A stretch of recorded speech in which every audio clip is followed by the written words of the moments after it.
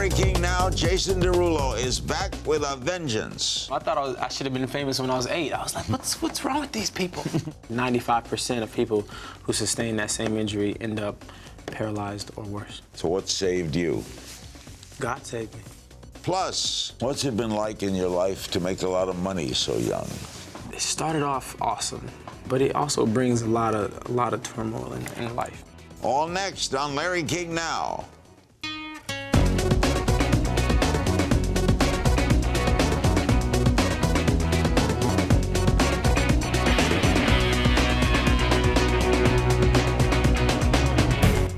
Welcome to Larry King Now. Our special guest, Jason Derulo, the singer, songwriter, and dancer.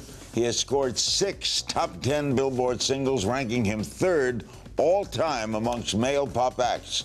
His recent singles, The Other Side and Marry Me, are taking the world by storm. His newest album, Tattoos, is out now. Is it a self-parodying album, Tattoos? No, tattoos are much like our life experiences in saying that, they stick with us for the rest of our lives. With my neck injury and everything, an experience like that will be with me for the rest of my life. And this album is made up of my life experiences. So it's an autobiographical album. Yep, yeah. It's your 3rd studio album. You've just turned 24, right? Yeah. What was your what made it for you? How did it start? I started off as a songwriter, actually. I started writing songs when I was 8 years old, and I was kind of trying to work my way up in Miami, and it's rough, trying to work with these different producers because they, don't really want to work with a no name. An 8-year-old. Yeah. Yeah. So I was really trying to put a demo here, a demo there, but it was hard to make a demo because nobody really wanted to work. So I posed as a songwriter, saying that I would write for this person or that person if they would allow me to come in the studio, and it worked. And oddly enough, the song started to get placed, though. The songs you wrote? Yeah, so I was, writing songs for, Lil Wayne and Daddy Kane, Sean Kingston, Cassie, Pitbull, like all sorts of artists, and then the rest was history. 16 was when I got my first writing placement. And who did you have to sing for someone? Did someone say, I like you, we're going to record you? Yeah, so J.R. Rodham flew me out to L.A.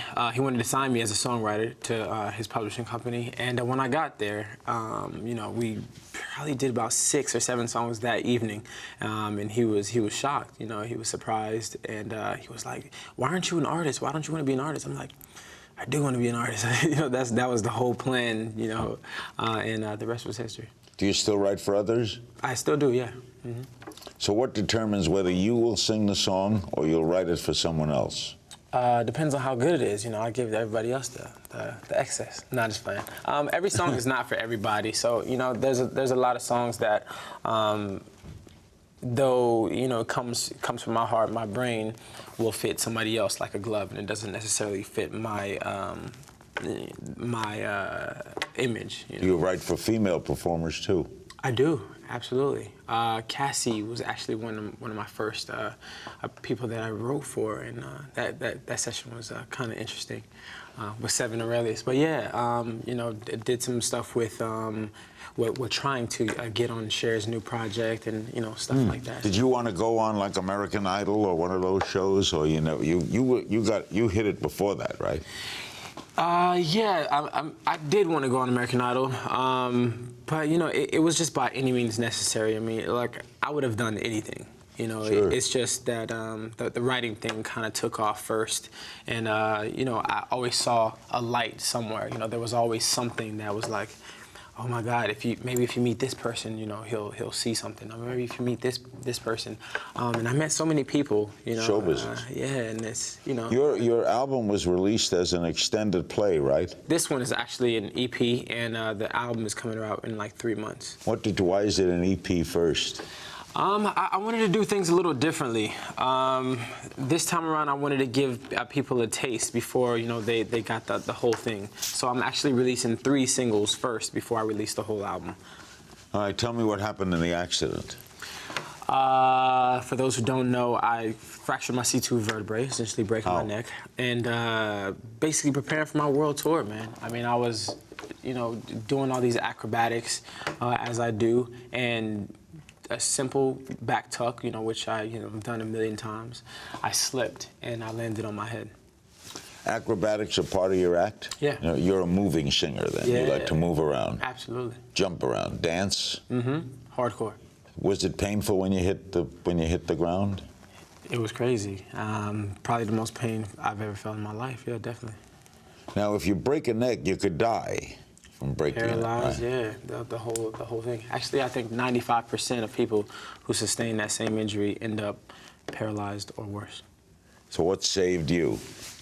God saved me. I mean, why weren't you paralyzed? What did the doctors do? Just inches away, you know. I mean, if it have gone an inch to the left or an inch more to the right, you know, that could have been it. Was surgery required? Surgery was not required. Just 7 months in a neck brace and a year total recovery. How long hospitalized? Just a couple weeks. Really? Yeah. In the neck brace that you had to keep still, you couldn't work, right? Not the way you like to work. Not the way that I like to work. I actually started working a little too soon. You know, because the studio has always been my life. Making music has always been my life. So I went to the studio probably, you know, about 3 weeks after my injury, you know, which was too soon. You know, because I'm a mover. So like when I'm recording music, I can't help but to, you know, kind of move. But yeah, you know, music in a way saved my life as well. You know, it kept me sane throughout that period. Are you 100% now? 100%. Physically? Total? Absolutely. Now, you're touring in Europe next spring. Why Europe? Why not here? Actually, I'm doing a world tour. So it starts in Europe, but we go to Japan, we go to Australia, New Zealand, and, you know, we're still routing it. So Have you danced or jumped on a stage since the accident? absolutely, yeah. It's been about a year and a half now. So, you know, everything is back to normal. Everything is all good. I think I actually do a little more now than I did then. And you're not worried about it? Not at all. Fearless. Undefeated. Undefeated. Yeah. Do you do the same flip that you did the way you broke your neck? That one, I won't do that one again. Don't do that. Nah. Good thinking, Jason. Next, Jason is in love, and he's letting the world know, and he'll tell us about it. Stay with us. We're back with Jason Derulo, one of the hot singers in the world, starting a big world tour, hit albums, tattoos, and it's coming, and very exciting. But he's also excited about publicly being in love. You are dating Jordan Sparks, right? Yeah. Are you going to get engaged? You know, when the time is right. You know, everything seems to be going amazingly well. So yeah. Now, she won on American Idol, right? 2006. How'd you meet? We actually met. Her and her mom came to one of my concerts in Phoenix about 4 years ago, and yeah, she came by, and after the show, you know, we hung out a little bit. We stayed friends, you know, acquaintances. Would say hello here and there, but it wasn't until 2 years ago we had a show in Bahamas together where things kind of changed. So it wasn't love at first sight, wasn't bam, flares going off? Nah, definitely not. You know, things like totally took a turnaround in the Bahamas. You know, I looked at it differently. I was like, wow. That makes it probably more right. Yeah. Because you knew her as a friend, right? Definitely. Why were you so open about this? Because the two of you are in the public eye. Some people like to stay private. I don't know how open we are. I mean, like, you know, it's kind of hard to be private in the life that, you know, we live. I mean, everything is pretty much out in the open. But, you know, I don't really mind, you know, professing my love to her. I mean, she's an amazing woman. You were an athlete. You played basketball, right? Her father played in the NFL, right? Yeah.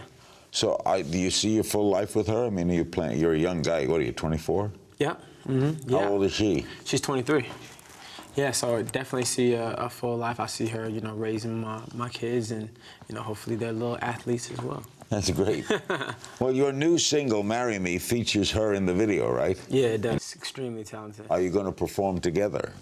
Yeah, actually, we have a song together called Vertigo that is on the EP, and yeah, people seem to really like it. So.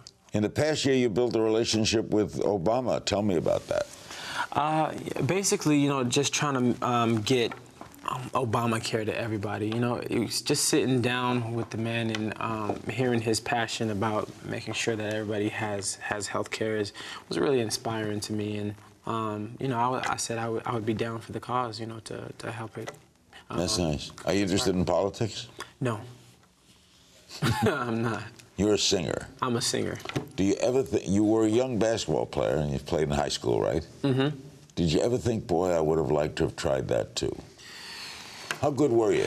I was really, really good. I was 4 state championships in a row. You know, this school was top basketball school in the country, number 14 in the country actually at the time. Dillard High School in Fort Lauderdale. Yeah. So it was a pretty tough school, man. So I mean, the fact that I was starting on a team like that was, you know, was pretty hardcore. But my coach said when I was leaving, this would kind of hit me hard. He was like, "I thought you were gonna be the one to go pro," and I was like, "Wow." Really, you were that good? Yeah. I think it's not about the talent that I had as a basketball player, because I was not like a crazy, amazing athlete. Like I didn't like jump super high. It's just the work ethic. You know what I'm saying? Like somebody who has a specific kind of work ethic is just destined to do something great. Were you a shooting guard, a point guard? Point guard. Mm-hmm. So you fed the ball, you dealt the... I fed the ball. I had a crazy jump shot at the time. You know, I'm trying to get it back. Do you follow the NBA? Not as much as I used to, but I'm pretty. I stay kind of. Root for the Heat? Actually, for the Lakers. Really? Yeah. Miami, born and raised. The Lakers are going through a downslide now. You know what? You know, I have friends that are owners of the Lakers, so it's family. You have a beautiful voice. Did you have that as a young kid too? Were you singing when you were 9, 10 years old? Well, I always thought I did. I thought I should have been famous when I was 8. I was like, what's wrong with these people? But yeah, it's something that over the years has been honed, and since I was 5 years old, I had this dream of being this performer, man. So it's something that I've been working on since I was that. And describe the kind of music you like.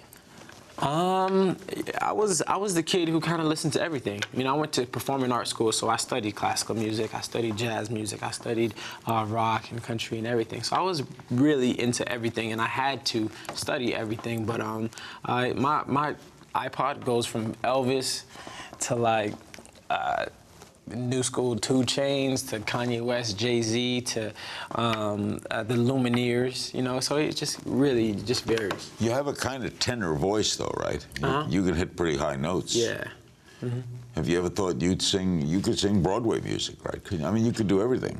I actually started off doing musical theater. I went to college for musical theater, actually. Really? Yeah, and I landed Rent on Broadway, Benny and Rent on Broadway, and I turned it down because I knew that if I would have done that role, I would have been locked in Broadway forever. Did you like musical theater, though? I loved musical theater, but that's not where my heart was.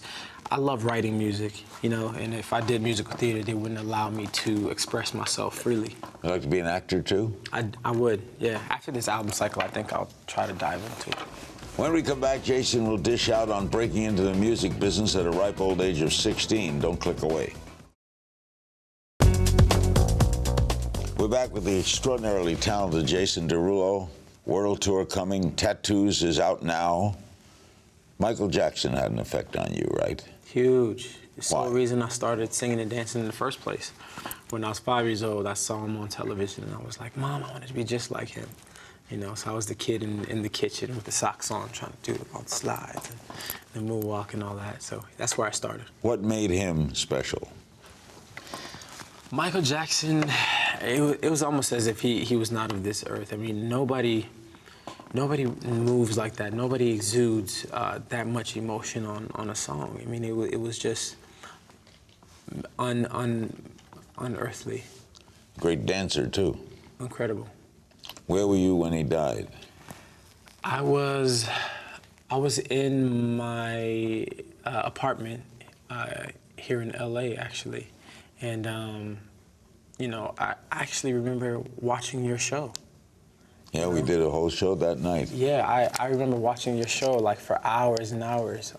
We did a week about it, well, maybe 2 weeks. Every night we did Michael Jackson. That was an incredible, shocking story, right? Unreal, man. Shocking to the world. I mean, you can see the impact that it had. I mean, it was crazy, the outpour. But it's just unfortunate. I wish he would have seen that kind of outpour, when he was around. It's a shame that we let our legends pass by without them seeing that before they go. I knew Frank Sinatra very well. You mentioned older singers. You liked Elvis. Yeah, and Frank Sinatra too. As well. You liked him. So all the music had an impact on you, right? Mm-hmm. I want to ask your opinion of some young artists. What do you think of Lorde? I like her. I think she's really different. I like the fact that she brings a street edge to indie. Miley Cyrus. Miley Cyrus, I think she's just taking the world by storm. I get asked about Miley Cyrus in my interviews. That's how I know when somebody's doing it really big. When they start asking me, I'm like, all right, Miley Cyrus, cool. Yeah, she's doing her thing. What do you think of Justin Bieber? Justin Bieber is also, doing really well. I remember meeting Justin Bieber in one of my first performances. It was in Tulsa, Oklahoma, and it was this little kid, and I was, in the mirror just rehearsing my dance moves and whatnot. And he was like, "Man, how do you move like that, man? I want to move like that." I was like, "Now you can do this, man. Just keep practicing, do your thing." I mean, I didn't think, this kid was going to be the biggest thing in the world. Yeah. Macklemore and Ryan Lewis. I really dug the whole album. There's only a select few people that I think can come with a record back to back to back, and Macklemore is one of those people who I think can continue to sustain this level of artistry. Big Sean. Big Sean, I think he's dope as well. One of the premier rappers of today. Kendrick Lamar. Kendrick Lamar, one of the premier rappers of today. All these people are good, huh? Because I don't know them. So. Oh, you don't know him? No. So, but I'm learning. Miguel. Miguel's Miguel is actually one of the saviors of R&B music. R&B was missing for a second, and he brought it back. Ellie Goulding. Ellie Goulding is the princess of Great Britain. And she is the premier dance artist. Now, your first single back in 2009 was What You Say. Mm-hmm. That went to #1. Were you shocked? Yeah, I was shocked. I actually wrote that song for someone else. But I wrote it about my brother's experience, him cheating on his girlfriend and whatnot. And I thought it would be a great song for that other person, but they turned it down. What person did you have in mind? Sean Kingston. I don't know if you know who that person is, because you didn't know who those people were. I knew some of these. Okay. Yeah, so I wrote. Why didn't it get to Sean Kingston? I guess his label didn't think that it was a hit, but it was massive song. It was 5 million sold. So if he had done it, you wouldn't have done it. Exactly, and I wouldn't have had that big bang of a first single. So that's the little breaks in show business. Yeah.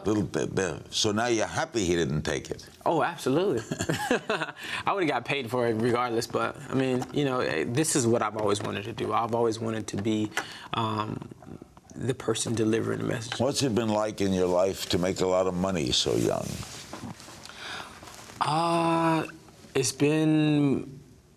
started off awesome. It started off great, not being able, Buy anything you want. Yeah, buy anything I want and not look at the price tag, you know what I'm saying? But it also brings a lot of turmoil in life, man, and I'm just feeling the wrath of it now more so than ever. Are you well handled now? Do you have financial people handling you? Yeah, definitely, yeah. But, the more money you get, the more problems arise as well, man. I know. Were you a poor kid? I wasn't poor. I grew up middle class. So, I wasn't like, "Mom, can I have a pair of Jordans?" And she was like, "Yes, no." It was just like, "No, you can't get those $100 shoes, not at all." But we never were worried about where our next meal was coming from. My dad, Social Security, worked for Social Security, and my mom is an immigration officer. Well, was an immigration officer. So you grew up in a good household? Middle class, yeah. And what's your brother do? My brother works with me. My brother works in production with me. Yeah. Are you always writing songs? No, I'm a studio writer. I like to be in the studio because I don't really like writing on paper. I like just going off of whatever's on my mind, whatever's in my heart at that moment. How often do you write? When I was writing the music that I'm releasing now, I was in the studio every single day. Yeah. After these messages, Jason will take some questions from his fans and play If You Only Knew. Stay right there. We're back with Jason Derulo, a very hot singer. The new album is Tattoos. We have some social media questions for Jason. First is from Hussein1396 on Instagram. Will you collaborate with a country artist anytime soon? Would you like to collaborate with a country artist? Yeah, I would. I think that would be really interesting. I mean, I think the mixture of music is kind of cool, so I would like to do that. User ad via Instagram. What do you like to do in your free time? I love to watch movies. Any kind of movie, you know, as long as it, you know, is a good movie. Yeah, I just like to kick back and do nothing. Zaoe on Twitter. What is your favorite song to sing a cappella? Do you sing a lot a cappella when you work? Not a lot. No? Because you have a beautiful voice for it. Oh, thanks. I think Summertime would be my favorite. The old Gershwin song from Porgy and Bess. Movie writer wants to know, do you want to get into film? I do. After this album cycle, I think I'll dive into some acting. I get a lot of awesome scripts, and yeah, I'll try afterwards. At Who is Josh Wu on Twitter, how has the internet changed the music industry? It put it upside down. It's just a whole new world. I wasn't around when the internet wasn't the main source, so I don't know, you know, firsthand.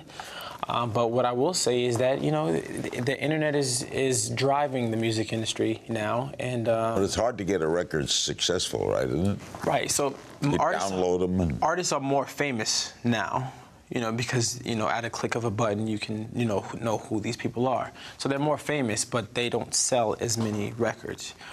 So now the labels have to make money in different ways, and us artists, we make money in different ways.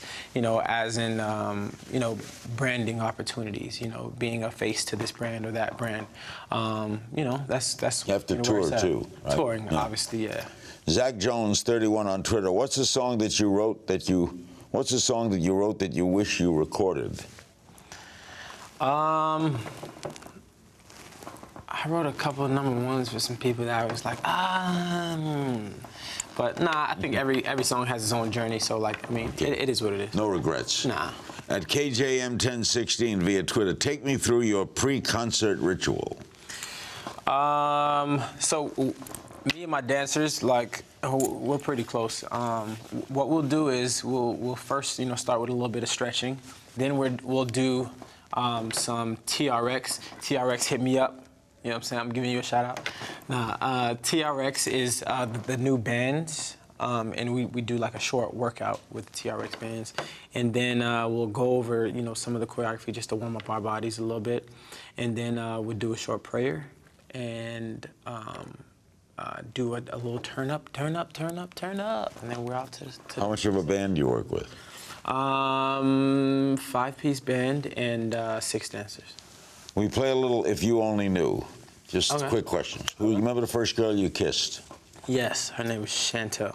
Shanta. Was it in Fort Lauderdale or in Miami? In Fort Lauderdale, yeah. How old were you?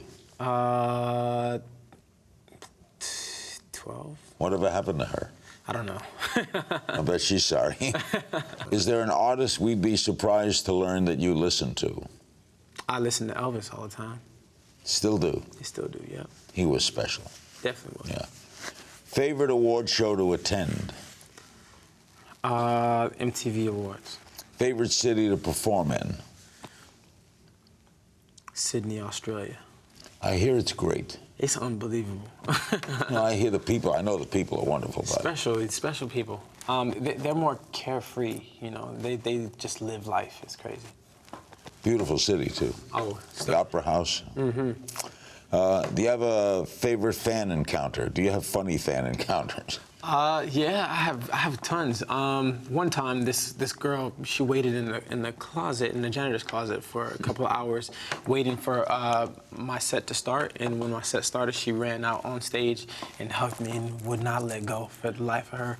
Another fan encounter that was kind of different. This lady brought a newborn baby, had to be about a week-old baby, right? And she's like, "Can you sign her forehead?" I'm like, no. I'm not gonna do that. If not music, what? Oh, you'd have been a basketball player, right? Or a doctor. Oh, you like medicine too? Yeah, not necessarily medicine, but I have a soft spot for people that are sick. Artist you most want to work with? Not really. No. Favorite date spot with Jordan? Katana here in LA. Have you ever been to Katana? No, where is it? I don't know. What kind? It's a restaurant? It's on Sunset? It's on Sunset? I haven't been there. Katana. Oh, it's amazing. You have to go, man. Okay, I'll try it. I'll try to learn these other artists. Tell them that Jason and Jordan Tell them you sent me. Yeah. Okay. Something no one knows about you. I can cut hair pretty well. Ah. Yeah. City with the best fans.